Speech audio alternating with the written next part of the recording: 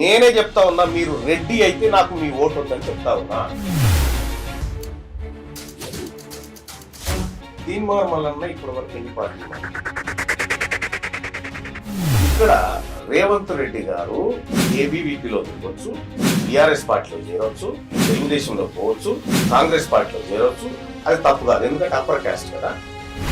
తీన్మార్ మల్లన్న ఏ పార్టీలో సభ్యత్వం తీసుకున్నా చూపించారు. నగ్నత్వానికి పారదర్శకత అంటాం.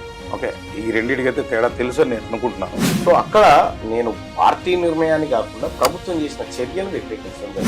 నేనేంటంటే అక్కడే అంతర్గతంగా చర్చించుకొని ఏం జరిగిందో మీరు చర్చలు జరపలేదా, చర్చలు జరపలేదు మల్లన్న అని స్టేట్మెంట్. మీకు రావాల్సినటువంటి వాటా ఇస్తామని రాహుల్ గాంధీ గారు చెప్పడంతో నేను కాంగ్రెస్ పార్టీలో చేరాను. ఇది ఒక్కటే ప్రధాన అంశం.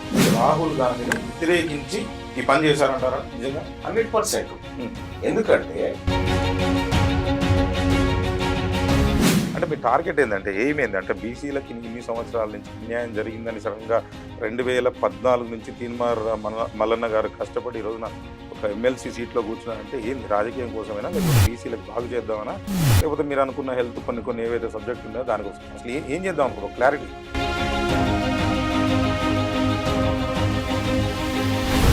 300 ఏళ్ళు పరిపాలిస్తే హిందూ మతానికి వచ్చిన బాధ ఏంటి? ఓ 300 ఏళ్ళు క్రిస్టియన్లు పరిపాలించారు, ఎవరు? ఇంగ్లాండ్ వాళ్ళు. అప్పుడు ఏం బాధ లేదు. ఇప్పుడు హిందువులే పరిపాలిస్తారు, హిందూ మతానికి ప్రమాదం ఉందండి. ఈ పొలిటికల్ రాజకీయ అవసరాలు తీర్చుకోవడం కాకపోతే ఇంకొకటి ఏంటి? ఇప్పుడు అంటే మీ ఎజెండా ముఖ్యమంత్రి కావాలనా, అసలు లేకపోతే కొత్త పార్టీ పెట్టాలనా, అది కూడా ప్రజలకు స్టేట్మెంట్ ఇస్తే క్లియర్గా ఉంటుంది అనుకుంటున్నాను. నేనే చెప్తా ఉన్నా, మీరు రెడ్డి అయితే నాకు మీ ఓటు వద్దని చెప్తా ఉన్నా. మీ మాటతో నేను ఏకీభవిస్తున్నాను.